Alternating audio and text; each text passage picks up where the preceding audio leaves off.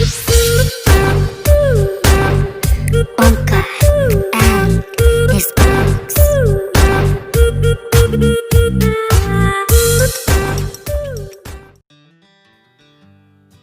Hello and welcome to Omkar and his books. So all of you have been heard about this book and it has been circulated in millions in past 70 years.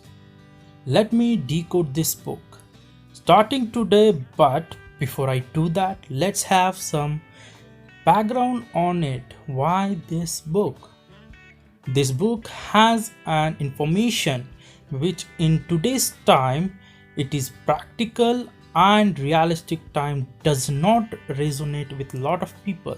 So what people say that this old time does not work. That is not gonna work me. I have read this book 3 to 4 times and I decided to execute whatever Napoleon Hill says, and here we are to review this book in whole as such, of course not in one episode. What we will do is we will break it chapter by chapter or say step by step. Think and Grow Rich is arguably one of the greatest self-help books of all time. Why? Because in it there is combined knowledge about how to become successful for some of the greatest minds of the 20th century, including John D. Rockefeller, who was the richest man the world has ever seen. Andrew Carnegie, the biggest steel tycoon of his time and second only Rockefeller in terms of wealth. Henry Ford, the founder of Ford Motor Company.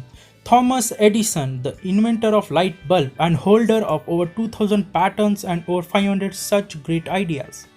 The author Napoleon Hill spent nearly 30 years interviewing these great men to figure out what made them successful, and the book is a distillation of those ideas.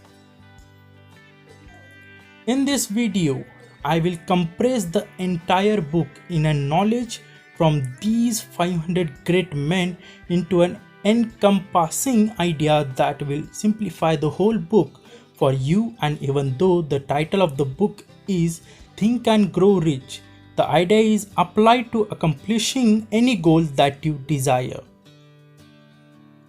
Now here's the all-encompassing idea.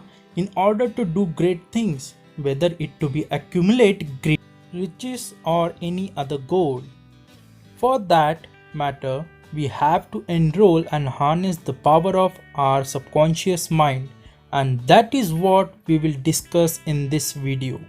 Going forward, now why do we need to do that? Well, we all have two minds inside, subconscious and the conscious mind. However, in the terms of sheer power, the subconscious mind is orders of magnitude more powerful than the conscious mind. There is literally no comparison if the size of the conscious mind is the size of a microwave oven. The subconscious mind is the size of the Milky Way. It's extremely powerful and the computational resource are huge, millions of times more powerful than the conscious mind. So in order to accomplish your big goals, you need to harness the power of your subconscious mind by programming it with the goal that you desire. And how do we harness the power of subconscious mind and program it for what we want? Well, given the nature of our subconscious mind, the conscious mind, it is not easy to program the subconscious mind, but it is entirely possible, and this book is all about understanding preciously how to do that.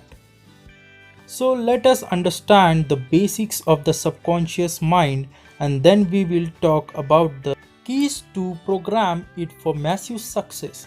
Firstly, even though the subconscious mind way more powerful than conscious mind, it is still being controlled by the conscious mind. Our conscious mind is the master of our subconscious mind.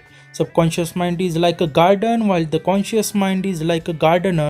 The conscious mind is sowing the seeds of a part while the subconscious mind is working to bring those thoughts to ripen fruits. Second of all, we have to understand that our subconscious mind is always working, and for most people it always working against them. Now you might be wondering why the subconscious mind would work against you. Well, it is all because of the thoughts and the emotion that are dominating the subconscious mind. Every single moment, every single day, if your thoughts are dominated by negativity, fear, poverty, failure, well, the subconscious mind is busy making those thoughts a reality for you, and hence it is working against you. On the other hand, if you are feeding your subconscious mind, then it is deliberately designing or design the thought and feelings of richness, success, and positivity. Now, the challenge is that if you do not actively plant deliberately chosen thoughts and emotions in there, it will work on the thought it will receive. As a result, a neglect, and unfortunately, those are usually positive, uplifting of the thoughts. You are constantly being bombarded with negative all around. Thirdly, the subconscious mind is objective. It does not distinguish between positive or negative. It does not distinguish between a penny or $1,000,000. It will take whatever thoughts and emotion you think and feel and get busy making them reality, whether positive or negative. Okay, so now that we understand the subconscious mind is a little better, how do we get about programming our subconscious mind for great success? How do we create the burning desire that literally turns on the power of the subconscious mind in our favor and makes us unstoppable? Let's talk about it in the next part. Till then, be safe, stay safe.